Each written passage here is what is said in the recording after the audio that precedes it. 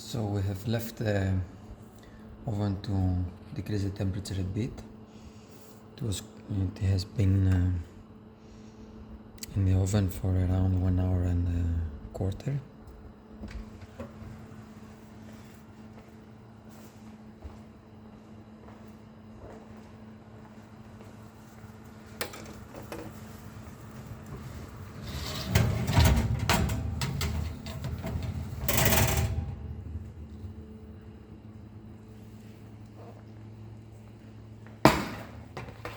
And let's see if we will manage to